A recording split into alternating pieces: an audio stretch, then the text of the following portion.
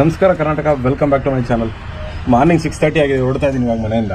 6:37 ಯಾವ ಲೆವೆಲ್ ಬಿಸಿಲು ಹೊಡಿತದೆ ನೋಡಿ. ಮಾರ್ನಿಂಗ್ ಇಷ್ಟೊತ್ತಿಗೆ ಶೇಡ್ಸ್ ಹಾಕೋಬೇಕು. ಪಶ್ಚಿಮದಿಂದ ಪೂರ್ವಕ್ಕೆ ಹೋಗೋದು, ಪೂರ್ವದಿಂದ ಮುಖಕ್ಕೆ ಬೆಳಕು ಬೀಳುತ್ತೆ, ಹಾಕೊಂಡು ಹೋಗ್ಬೇಕು. ಏನಪ್ಪ ಬೆಳಿಗ್ಗೆ ಶೇಡ್ಸ್ ಹಾಕೊಂಡು ಹೋಯ್ತು ಅಂದ್ರೂ ಅಂತ ಅನ್ಕೋತೀರಲ್ವ. ಸೊ ಅದಕ್ಕೆ ಅಡ್ವಾನ್ಸ್ ಆಗಿರ್ಬಿಟ್ಟೆ.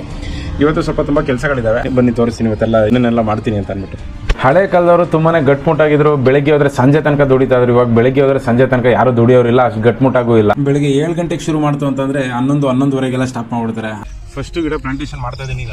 ಅಡಿಕೆ ನೆಡ್ಸೋದು ಅಂತಂದ್ರೆ ಬೇರೆನೇ ಏನೇನೋ ಪ್ರೊಸೀಜರ್ ಇದೆ ಅಂತ ತಿಳ್ಕೊಬಿಟ್ಟಿದೆ ನಾನು. ಸುಮ್ಮನೆ ಲೇಬರ್ಸ್ ಕರೆಸಿ ವೇಸ್ಟ್ ಮಾಡಿದೆ. ಸೊ ನೀವು ಆ ಥರ ಮಾಡ್ಕೊಳಕ್ಕೆ ಹೋಗ್ಬೇಡಿ.